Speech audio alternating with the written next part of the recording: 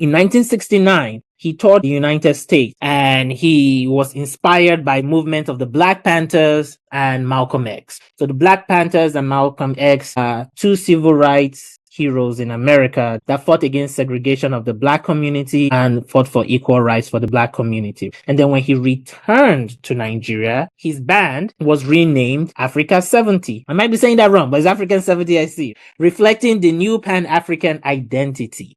And he began to make music unlike anything the world have ever seen because it was Afrobeat, the born of a new type of beat. So, quick summary before we get into his legacy and his history. He was born October 15, same day with his mother, 1938, in Abeokuta, Nigeria. His full name is Olufola Olusegun Olatun Ransom Kuti. Trained in London for his music career, and his band was part of a revolutionary band that created the Afrobeat in Nigeria, which was really fun. So, what is Afrobeat? Afrobeat is a West African genre fusing a lot of Yoruba rhythm. So, primarily known for the Yoruba rhythm, high life, American funk, jazz, and soul. That would be a nice way to summarize it. I think that there's some things that were inspired from Ghana. I'm trying to think about it. The dance and the music. So the Afrobeat, the dance and the music primarily comes from Ghana and Nigeria. You see, Ghanaians, like Nigerians, we like you. You just need to forget about the whole idea of the Ghana must go controversy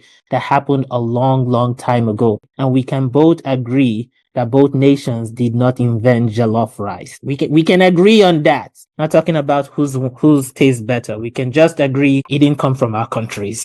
So we kind of get the whole funk, like, and when I mean funk, well, give honor to who honor is due. We got the James Brown funk. That's what we mean. James Brown, his whole American funk rhythm was what fell into it. So we understand what Afrobeat is. We understand the genre, and we know who the father of Afrobeat is, who is Fela Kuti. And his song went for long, almost like he was the Joe Rogan of songs back in the day. Like listening to a Joe Rogan podcast goes for 2 to 3 hours. And his song lasted for 10 to 15 minutes, long, complex rhythms. And then he started to use his song for something very important. Started using it for political activism. And this was the period after Nigeria had gained its independence and there had been multiple coups and multiple killings, and then the military started ruling Nigeria. He decided to use his voice as a sound for revolution. Born in Lagos and spread all over Africa and now all over the world. He started to sing, and this brought about the Shrine. I don't come up with this. They're the ones that say there's the Shrine, where the Afrobeat became a religion between 1970 and 1975. Again, when they say it became a religion, you got to think about it in this sense of,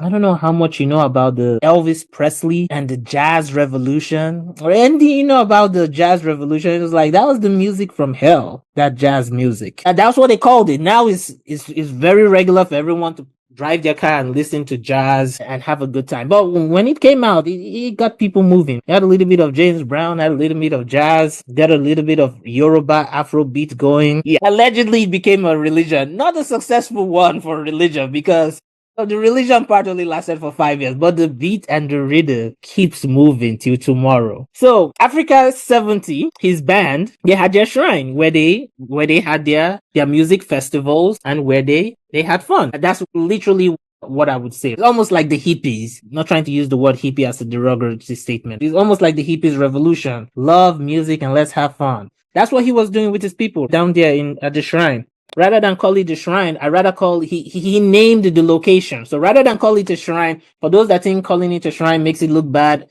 he had his own republic. And I kid you not, it was called the Kalakuta Republic to fight against military rule. So he had founded in 1970. So if you call it the shrine or a religion, you need to see those statements as allegedly, perhaps, maybe a propaganda spread by somebody, I don't know, I wouldn't name names, to destroy the movement. But it was called the Kalakuta Republic, founded in 1970, in yours truly, in Nigeria. Located in number 14A Agege Motor Road, Lagos, Kalakuta Republic. That was where it was located. Can't believe I pronounced that name well. Oh, I think I did. In Fela's home recording studio, that was where all the music and the magic was made. There were multiple confrontations with power. His album Zombie released in 1977. And then in that 1977, the army raided his home. and the government destroyed the Kalakuta Republic. So let's get this straight. His shrine only lived to 75, and then his republic was destroyed in 77, and this was where his mother, Chief Fumilayo, was thrown from a window, and she sustained significant injury to never recover from. So remember at the beginning I said we will get back to the cause of her death. It was in the Kalakuta Republic. This was done during the government of Mohammed Buhari, the former president before Tinubu. This was when he was the military head of state, and they raided the Kalakuta Republic, and she was pushed through the window and never to recover. May her soul rest in peace. In 1979, Fela formed the Movement of the People political party and ran for presidency of Nigeria. It was unsuccessful, but he did run for the presidency of Nigeria.